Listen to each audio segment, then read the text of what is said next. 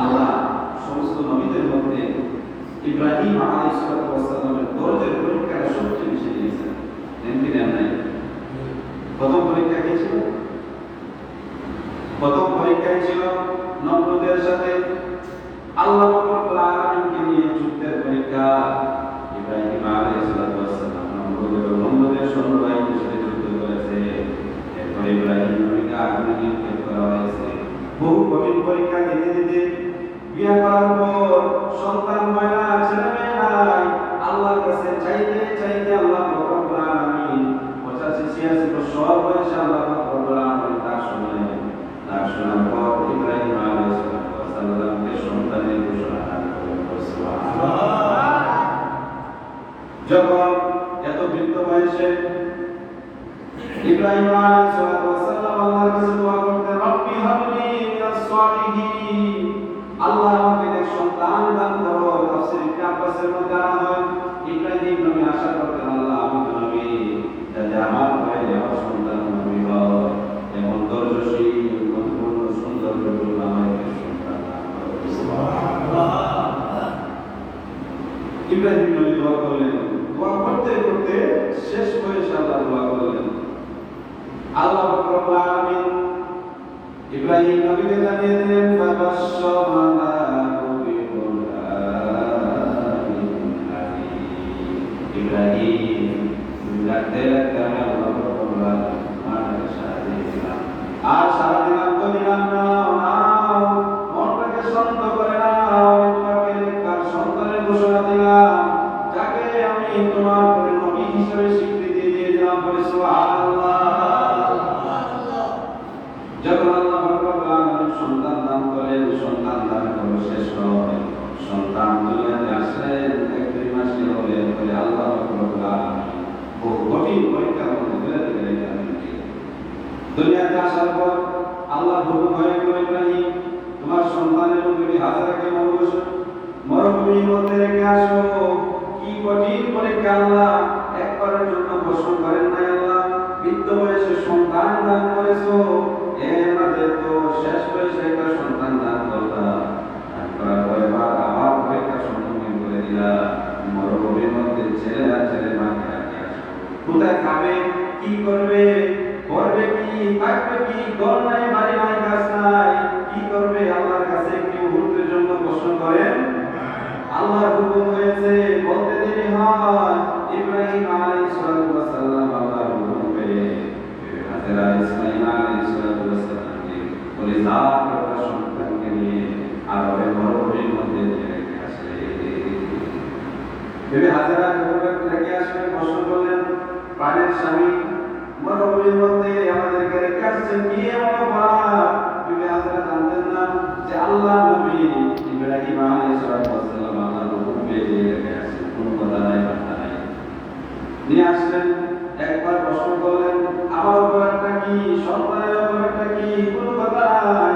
দ্বিতীয়বার যখন প্রশ্ন করবেন, বিবি হাজরা মনের মধ্যে আসলো, মনে তো আল্লাহর পয়গম্বর, আল্লাহর খলিল, যে বিষয়টা আল্লাহর পক্ষ থেকে হুকুম হবে সেই বিষয়ের উপরে নিশ্চয় আমাদের জন্য এই কাজটা করবেন, না হয় এমন নিষ্ঠুর কাজ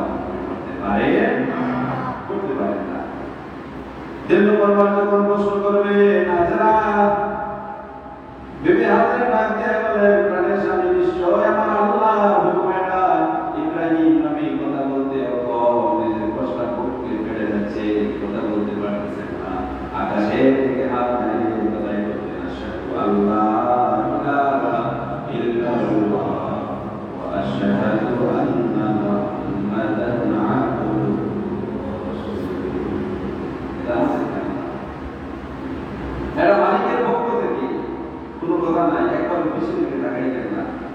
বিবি হাজরা বললেন, প্রাণের স্বামী চিন্তার কোনো কারণ নাই, আমার আল্লাহ রাব্বুল আলামিনের হুকুম যদি হয় চিন্তার কোনো কারণ নাই। যে মাওলা মরুভূমির মধ্যে পাঠাইছে সেই মাওলা পানি টানির ব্যবস্থা করতে পারে কি পারে না? অবশ্যই বলেন, পারেন কি পারেন না? আল্লাহ চাইলে মরুভূমিকেও বিল্ডিং দ্বারা পূর্ণ করতে পারে। আজকে দেখেন আরবের দিকে যান, আরবের মধ্যে বেশ বড় বাড়ি ছিল না, বাইতুল্লাহ শরীফ খালি ছিল। এই জায়গার মধ্যে এখন আরবে এত সুন্দর একটি শহর হয়েছে, সবাই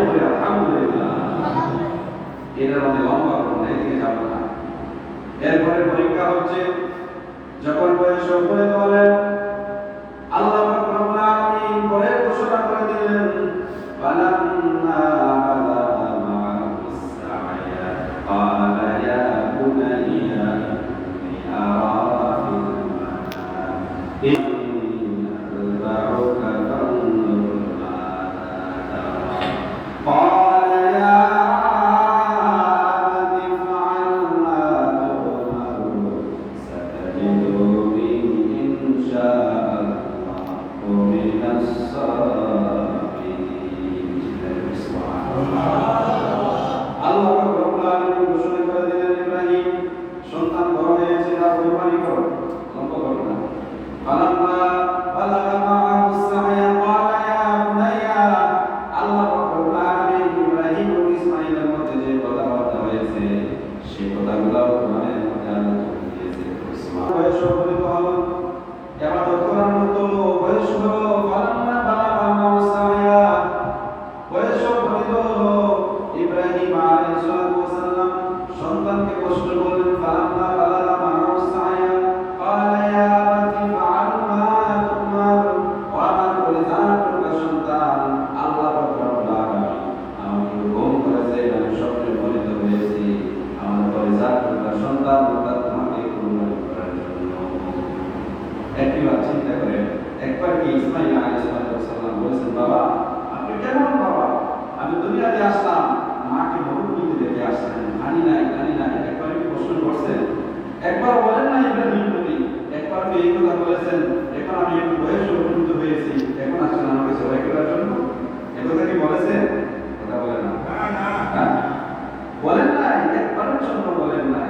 নিশ্চয়ই आपका बेटा इस्माइल का जिंदगी যেমন বাপ তেমন বেটা, নবী ছিল তো নবী, এর জন্য আল্লাহ সর্বপ্রথম এর পরীক্ষা দিয়েছেন, দরজার পরীক্ষা। কথা বলেন না, এর পরীক্ষা দরজার পরীক্ষা আল্লাহ দিয়েছেন। এক ঘন্টা আওয়াজ দিয়ে বললেন, ক্বালা ইয়া আবতি ইফ'আল মা তু'মার, আমার বাবা ও আল্লাহর নবী, আল্লাহ পাক রব্বুল আলামিন আপনাকে যে অবগত করেছেন কুরবানি করার জন্য, আপনি সেই কাজ চালিয়ে যান ইনশাআল্লাহ। সাতাজিদুনি ইনশাআল্লাহু মিনাস সাবিরিন, নিশ্চয়ই আমাকে ধৈর্যশীলদের মধ্যে পাবেন। আপনি চিন্তা করবেন না।